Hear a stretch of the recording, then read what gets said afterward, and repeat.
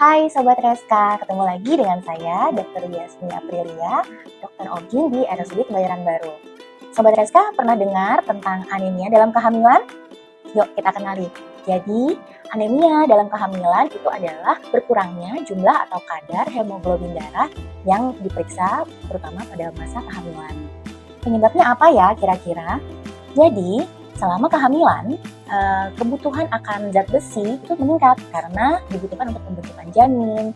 Kemudian dengan asupan yang kurang, maka kadar hemoglobin atau zat besi di dalam darah ibu hamil akan menurun.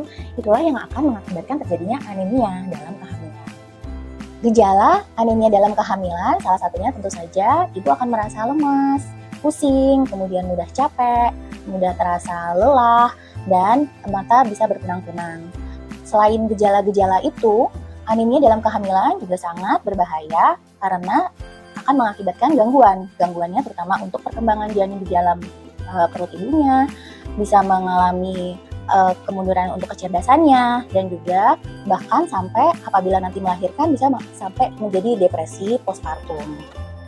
Akibat dari anemia dalam kehamilan, salah satunya adalah kelahiran kurang bulan atau preterm labor. Bisa juga mengakibatkan berat badan bayi menjadi berkurang pada waktu terjadi persalinan dan mengancam keselamatan ibu dan bayi, terutama pada waktu persalinan, itu bisa berakibat perdarahan.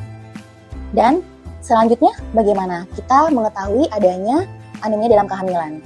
Jadi, pemerintah sudah melakukan atau mencanangkan program untuk screening baik dari trimester pertama maupun trimester ketiga, yaitu dengan pemeriksaan darah. Jadi, ibu-ibu yang hamil mohon melakukan pemeriksaan screening terutama trimester pertama. Dari situ akan kelihatan apabila terjadi penurunan dari kadar Hb atau hemoglobin darah, maka ibu-ibu akan mendapatkan suplementasi zat besi yang juga akan disediakan oleh pemerintah. Jadi, bagaimana cara mengatasi anemia dalam kehamilan? Yaitu dengan suplementasi zat besi yang rutin dikonsumsi oleh ibu-ibu hamil sekalian. Dengan mengkonsumsi suplemen, kemudian kita akan melakukan evaluasi setelahnya. Apakah sudah cukup suplementasi yang diberikan atau masih perlu untuk dilakukan penambahan?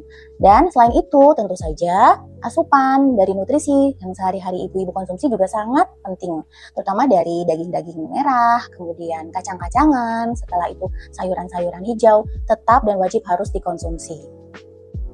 Selain konsumsi suplementasi zat besi, penyerapan zat besi di dalam tubuh juga harus dibantu dengan konsumsi vitamin C. Vitamin C bukan hanya didapat dari tablet saja, tapi bisa juga dari buah-buahan yang banyak mengandung vitamin C, jeruk, pepaya, apel, dan yang lain-lain.